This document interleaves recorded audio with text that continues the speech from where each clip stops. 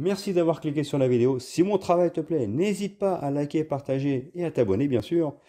Et pour le reste, j'espère que la vidéo te plaira. A plus. Bonjour à toutes et à tous, c'est Stelly68, j'espère que vous allez bien les amis. Aujourd'hui, gameplay découverte d'un jeu qui m'a été fourni par Kemeler, bien entendu. La vidéo que vous allez voir, en fait, je l'ai faite en coop avec mon fils. Il s'agit tout simplement d'un jeu de Konami, enfin, qui date à la base des années 80-90, un run and gun. À l'époque, dans les années 80, c'était vraiment monnaie courante. Je parle bien entendu de Contra Opération Kaluga. Alors c'est un titre qui a été fait cette année avec les graphismes actuels, mais le feeling, le gameplay manette en main garde toute la saveur de ce qui faisait tout simplement le plaisir de ce jeu. Et je vous en parle tout de suite. Tout ce que je peux vous dire, c'est que je suis ravi de l'avoir. Merci Kemeler, car il y a des bons souvenirs qui reviennent, qui refont surface. Et tous les fans de ce genre de titre, tous ceux qui ont grandi avec Contra, je vous conseille d'y jouer. C'est parti, j'espère que le gameplay vous plaira.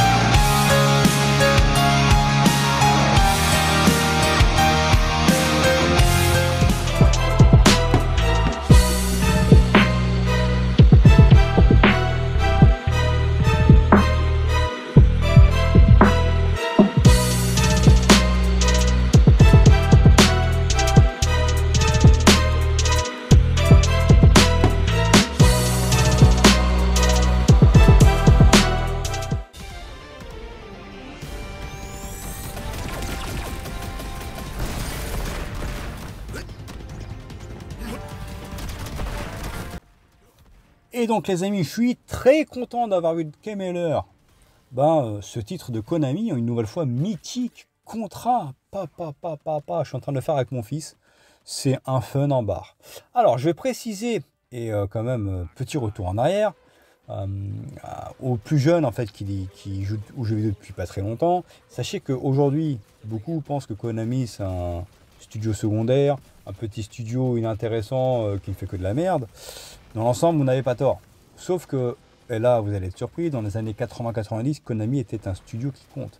On pouvait le comparer aujourd'hui à un studio comme Ubisoft par exemple. Electronic Arts, c'était un gros studio Konami.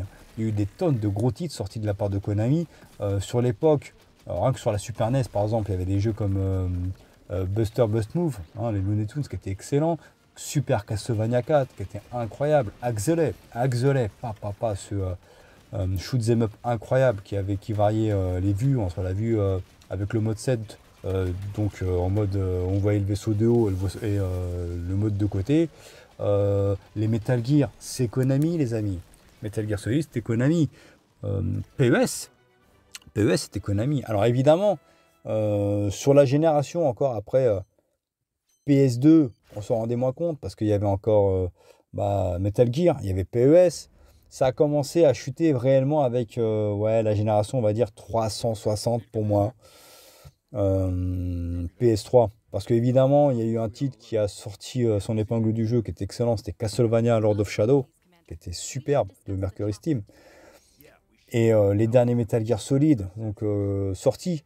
Mais Konami, pour être tout à fait honnête avec vous, waouh! Là, le dernier titre qu'ils ont sorti, on va dire, c'était Bomberman, quoi. Non, pour vous dire, j'adore les Bomberman, c'est excellent. Mais Konami, je veux dire, c'était vraiment un studio qui comptait.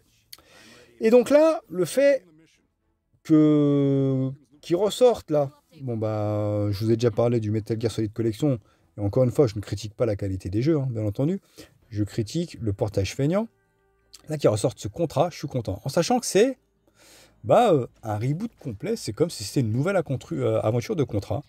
Et franchement, c'est fun, c'est kiffant avec mon fils, on s'éclate. Déjà, techniquement parlant, le jeu il est très beau. Vraiment, il est hyper fluide et le gameplay est excellent. Et on retrouve les sensations des run and gun des années 90. Même s'ils ont assoupli la difficulté. Alors, il reste quand même dur, dans le sens où ils ont quand même voulu garder ce qui faisait le sel de la série. Dans les années 90, les run and gun c'était chaud, tu te prenais une balle, tu mourais à chaque fois.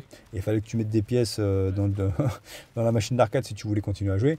Là pour le coup, il y a quand même une jauge de vie pour nos persos, mais qui descend très vite. C'est-à-dire qu'en gros, Là, au lieu de mourir en une balle, on va dire que ouais, en 3-4 balles, tu meurs. Mais 3-4 balles, tu te les prends super rapidement, hein. Donc au final, ils ont voulu à la fois simplifier, je dis pas le gameplay, mais essayer de le rendre un peu moins punitif qu'avant, tout en gardant cette difficulté légendaire des jeux contrats. Et ben je trouve que c'est un bon compromis. Et le titre est, comme je vous le disais, on retrouve ces sensations. Pour ceux qui ont grandi comme moi avec ce genre de titre, c'est un régal. Le scénario, en fait, il tient sur un timbre-poste, hein, d'accord. C'est juste prétexte à défourailler tout le monde. Mais c'est un pur plaisir. Esthétiquement, c'est beau. C'est fluide. On reprend vraiment le plaisir brut de défourailler tout ce qui bouge. Donc, merci Kemeler de m'avoir fourni la clé. C'est un vrai bonheur de jouer à ce contrat. En tout cas, voilà. J'espère que la vidéo vous a plu, les amis. Likez, partagez et abonnez-vous. Ciao, ciao.